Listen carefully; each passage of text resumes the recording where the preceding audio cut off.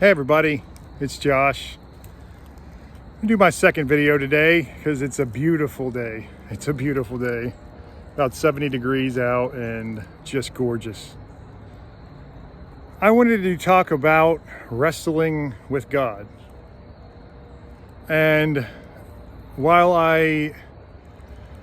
there are many ways we can look at how we wrestle with God, in this video, I want to talk specifically about how we view some of the harder things in the Bible, some of the things that really make us cringe to our modern sensibilities would be just considered awful. And it's a problem that many Christians, as they are growing, have. We always have to decide for ourselves what makes the most sense about the Old Testament. Some people just throw it away completely, but that's a mistake. That's a mistake. Whether you consider it literal or metaphorical, the Old Testament is very, very important. Not as important as the New Testament, I grant you that. But it is the fall of man. It is the reason why we needed Jesus Christ so desperately. So, I want to talk specifically today about when the Israelites went into Canaan. And it is brought up by atheists a lot. You know, I hear them just using it as an example of how God is not a loving God. He is not a merciful God. He had the Israelites go in and commit genocide in Canaan and kill every man, woman, child, even the livestock, everyone dead. Now, first of all, that is not from the original translation. It was not that they were going in to kill every man, woman, and child. It was a war, and everyone who stayed and resisted absolutely needed to be killed. But the command was to drive them out of that land. And why was this? Just because God was a land-hungry power mogul? No. It was because he wanted to give Canaan a chance to fail themselves. He wanted to see if they chose the path of righteousness, then he would not have given the command to go and kill them, to drive them out of their land. First of all, the land of Israel was very important. And we don't even see why it was so important until really modern day. Because we see that Israel and Jerusalem, right in the center there, was right in the center of everything. It was where the trade routes could go to Asia, Africa, Europe, the Middle East. It was absolutely the center of the known world. And from it, the word of Jesus Christ spread like wildfire. And of course, God knew this from the very beginning. God sees everything all at once. But every single one of the kingdoms, including the Israelites themselves, that God poured his punishment out on, he gave ample time for them to change their ways. Now we have to understand how sick every society was at this time, including Israel, including them. They are not immune from God's judgment. In fact, he judges them even more harshly because they are supposed to be his chosen people, which means not that they were better than everyone, but that is where the word was going through. That is where the word of God, Jesus's bloodline, was going through. So it had to go in a certain direction. If it went off course, God had to guide them to the right course. Now, God never, ever tells man what to do and what not to do and enforces it at a micro level. He gave commandments to the prophets, for sure. Mostly Moses was, obviously he went up to the 10 commandments to get the 10 commandments. And when he came down the mountain, what did he find? He'd been up there for a while communing with God. What did he find when he came off of the mountain? All the Israelites, they thought he was gone for good. They thought he was dead. He wasn't coming back. So they built a golden calf. And of course, Moses, he just got so angry. Because no matter what, it seemed like you take your eyes off them for 2 minutes and they're going out and being an unfaithful husband or wife. The book of Hosea is a book entirely about this. God commanded Hosea to take a wife who was going to be unfaithful. He knew this the entire time. Why did he do this? Hosea had to marry Gomer, and Gomer had 3 children who were not Hosea's. And she would go out regularly, and she would go and find some man to prostitute herself out to. And then she would come, sulking home back to Hosea, like, I'm so sorry.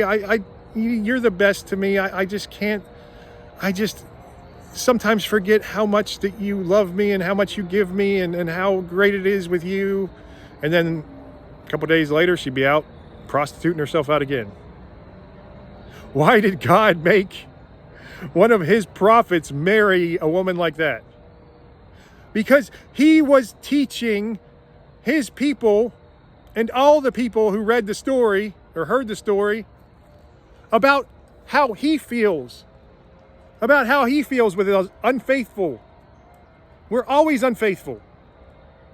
We go to God and we're like, oh, you give us such blessings. You're the greatest God. And then we're out cheating on him 10 minutes later. Oh, what have you done for me lately, God? Nope. I get so much more happiness and so much more fulfillment. And this God over here, or going out and prostituting myself out, or going out and doing drugs and drinking, or gambling, or whatever. I recommend everyone read the story of Hosea. It's not a long story, not a long chapter. It is absolutely powerful when you understand how to see it. When you see it with enlightened eyes, especially. But then you have the Canaanites. And we're taking them, there's other examples of where the people were commanded to go and kill or drive out people from their land. This land that was promised to Abraham from the very beginning. Now, God was not going to go and drive them out of their land until after 400 years of just evil behavior. Evil behavior. And we ask, how awful is it that he would kill the women and the children too? What kind of mass murderer is that? And again, you have to understand God's relationship with man. God let their society go the way it was going to go. It was going to go the same way of Sodom and Gomorrah. It was absolutely disgraceful. They were worshiping false gods. They were laying with animals. Can't say that on YouTube. They were prostituting themselves out. They were sacrificing humans and children. They were pure evil. And so the evil had to spread to every single man, woman, and child until God finally gave the command to go in there and drive the people out. And now he gave them a chance to leave for sure. We know that he did not go and kill them all, that the Israelites did not go and kill them all. And at this point in time, God, after the great flood especially, God was not going to work in that capacity. He was not going to just send a huge disaster or just strike down, places like Sodom and Gomorrah. He was going to use his people. Because in using his people, they all learned a lesson. Because every single one of the Israelites knew how the Canaanites acted, how awful they were, how violent they were, how sexually immoral they were, how just plain evil they were. And so he had to have them go and do it themselves. And again, God was not using this great show of power anymore. He was using that in the very beginning only because there were more spiritual threats. More spiritual threats. And so with those spiritual threats, he had to use his power because man could not stand up against actual small g gods. They could not stand up to the Nephilim. They could not stand up to anyone without his power. So think about how it's not just that the kingdom or the city itself must be destroyed. It is not the individuals in the city. It is the entire place was corrupt. Anyone who got near it was corrupted. And we see the story of how this happens in Sodom. So the angels, they go, and I'll just try to do a quick summary. God says if he can find, he tells Abraham if he can find 10 righteous men in the city of Sodom, he will spare them. And so, because Abraham bargained them down. Find 100, find 1,000, find 100, find 10. I don't know why he didn't go any lower, but he stopped at 10. So the angels were sent to the city to assess the situation, to find the 10 righteous men. And what happened right away? A big group of most of the men in the town come chasing after the angels. And Lot, he, one of God's people, he sees the angels and he brings them into his house and he's like, no, please do not hurt them. They are guests of mine. Please, he even offered up his own daughters instead. Please have your way with my daughters instead of these angels, which again, they didn't know they were angels. They just thought they were men. But the men outside were like, no, you send those men out now. You send them out now or we're taking you all by force. And of course, the angels had heard enough of that. They went out and blinded all the men, and then they, in the chaos, they told Lot and his family, his wife and his 2 daughters, to get out of town, to leave, and do not, no matter what you hear, ever look back. So what happened? Lot, his wife and his daughters are running from the town. And Lot's wife just couldn't help it. Couldn't help it. Something was going on back there. Something amazing, terrible. She didn't know. She had to find out. She'd already been in Sodom for so long, just like Lot and his daughters. And she looked back and was turned to a pillar of salt. So now Lot was only with his daughters. Again, all had been in Sodom for too long. That corruption had just gotten to their core. And so, what happened? They went and they stayed in a cave. But Lot's daughters weren't happy because they're like, how are we ever going to find a man to father our children with now? So they both hatched this little scheme. They would get their father really drunk and lay with him without him, when he was just so far gone he wouldn't even notice, and get pregnant that way. And so they both did. And so, even though the cities of Sodom and Gomorrah were destroyed by God, their legacy was carried on through Lot and his family. And he let the daughters and their children Ammon and Moab, they let them all live. And Ammon and Moab both started their own kingdoms, their own cities. And throughout the rest of the Old Testament especially, they were almost, at least, or just as corrupt as Sodom and Gomorrah were themselves. It was just, the legacy was carried on, because that darkness spreads if you don't eradicate it, which is another reason why he had to wipe out the Canaanites. He had to. If not, this horrible legacy of evil, anyone who had witnessed that type of thing, anyone who had that darkness even in their bloodline, had those hundreds of years of evil passed down to them, they had to go. And now, obviously, things like this do not happen after Jesus Christ comes. God does not have the same relationship with man after Jesus Christ. There is a new covenant. We don't even follow all of the commandments. We don't follow most of the commandments.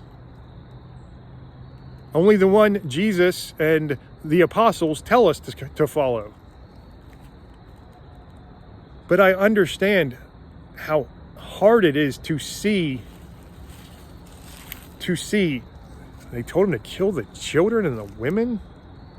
What is going on here? But again, it was more that God was directing them to take this land, and he allowed the city to decide for itself, the people in the city to decide whether they were going to finally repent and go the path of righteousness, or whether they were going to just go down the evil road to hell like they were already doing. And he gave them ample time, 400 years. 400 years. You know, it reminds me of this is not biblical, but the Crusades. Everybody says how awful the Crusades were, but the Muslims were enslaving, torturing, and killing Christians and driving them out of their lands and occupying their territory for hundreds of years before the Christians united and fought back against it. You know, of course things went too far. In all war, things go too far. But it was something that had to be done. It had to be. Or else you're just going to allow them to take everything. You're going to allow the evil ones to take everything. And in that case, the Muslims absolutely were the evil ones. But yet we see, oh, those poor Muslims were just slaughtered by the Christians. No. It was violence from the beginning. And Christians, being Christians, they just turned the other cheek, and they, guess what? They paid for it dearly. And it finally got to the place where enough was enough. The same kind of thing in Canaan. The same kind of thing in Sodom and Gomorrah. This kind of thing has to be stopped. It has to be. Not because of our understanding. If a man was giving the command, that's different. That is absolutely different. But if God, who can see everything, past, present, and future in one glance, says it's time to drive these people out of the land, nobody who stays, leave them alive. And that's what has to happen. Now, throughout the entire Old Testament, and I use the term wrestling with God because in the story of Jacob, Jacob wrestles with God all night. And he finally wins. He was, and some say it's wrestling with an angel, but an angel from God. And in that, he learned so much. And by winning, I don't think it's a literal, he wrestled an angel and he beat him, man. He's a good wrestler. No. He was wrestling with what God was telling him, guiding him to do. You know, Jacob, very important in God's plan. And so he had to understand what God was doing with him. He had to understand where God was guiding him in his life. And in the Old Testament, especially, God is allowing man to fail. God is making it to where man is going to either succeed or fail on their own terms. He was giving them guidance throughout. We see snapshots. You know, it is not that everything happens one thing after another in the Old Testament. There are hundreds or thousands of years in between some of these stories. There are times when God comes in, and as I've always used the analogy, if you're sailing across a vast ocean and you change course this much, you know, not even enough to even realize, you could end up hundreds or thousands of miles from your destination. And that's what God usually has to do. Even still, he has to shift us just like this.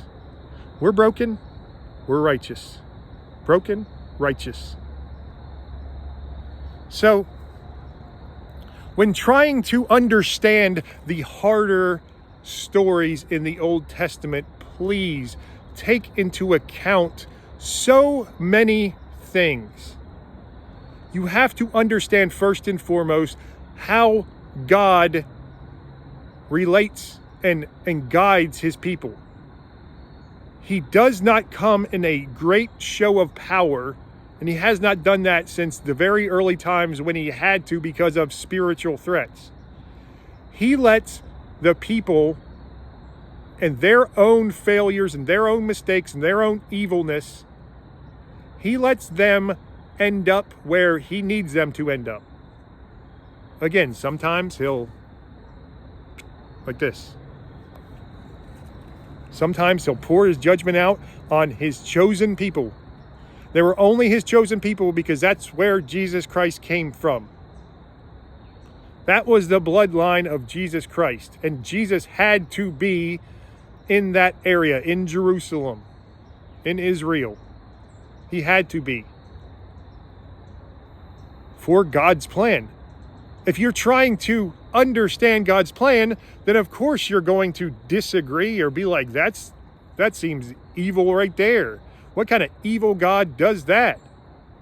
You're using your own understanding to try to figure out the plan of a being that is outside of time and space, that is omnipotent, that knows everything.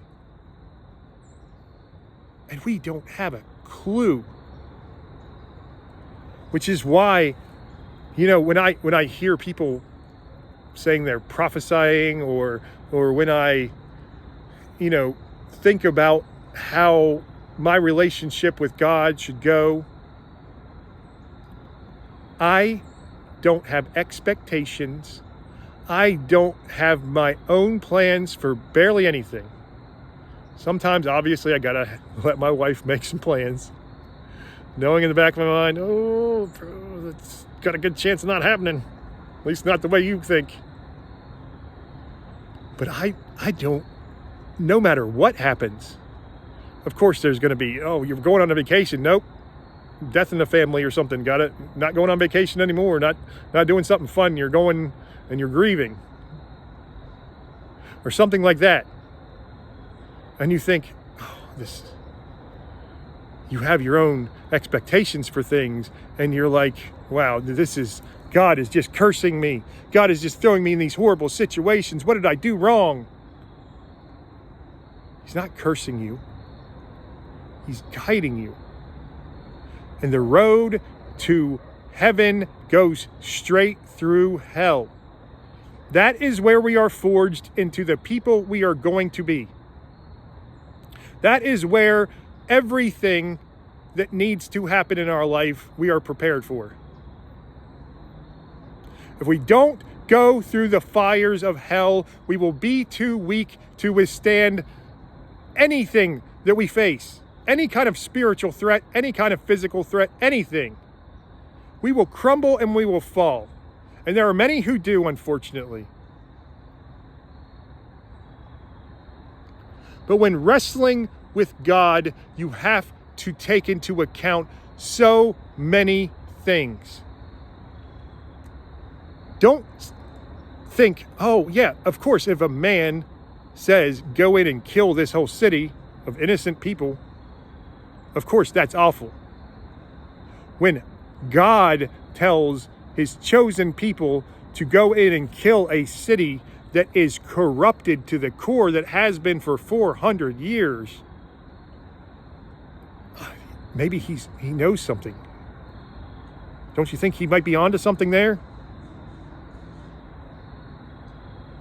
And again, this is not how God relates to us now. So if God tells you to go and to hurt someone or to, God forbid, kill someone, no, that is not God telling you that. Now, if you're in war, I guess that's different. But in regular life, outside of war, outside of protecting yourself and your loved ones or innocents, then no, God will not tell you to do something like that. God tells us to love unconditionally. Even our enemies, we love them. And we try our best to always love them. And if you're hearing anything else and think it's from God, then it's very possible you're getting manipulated by the devil.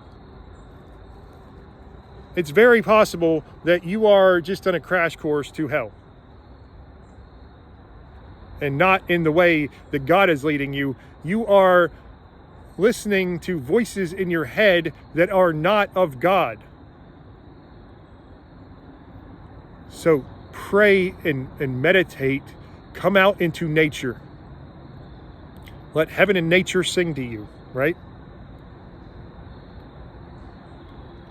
Let nature be the way, or whatever way God speaks to you, whatever way you can find peace in solitude and commune with God, making sure every single thing you think he's telling you is exactly from him. Pray to him, please show me the truth in this. Show me the truth in this. Because I don't care what, God's not going to tell you to go and hurt someone unless it is in a extreme situation. And even then, you better be sure that it is God. All right, everyone. I want to do a lot more on the Old Testament and how to interpret and to read these harder chapters. And I'm going to maybe I'll make a playlist and try to go over different stories in different times. But I really do think that it teaches us so much. These are the things that, all the disciples grow up reading, and Jesus, he taught all of the Old Testament, and then he taught where we go from there. Again, all of this darkness through the Canaanites, the Moabs, the Ammonites, the Israelites, it was all creating fertile ground for redemption, for our salvation, for Jesus Christ. And that is why God works through our brokenness. Because when we are broken, when we are just, our old life is in pieces, that is fertile ground for salvation. I love you all so much. God bless.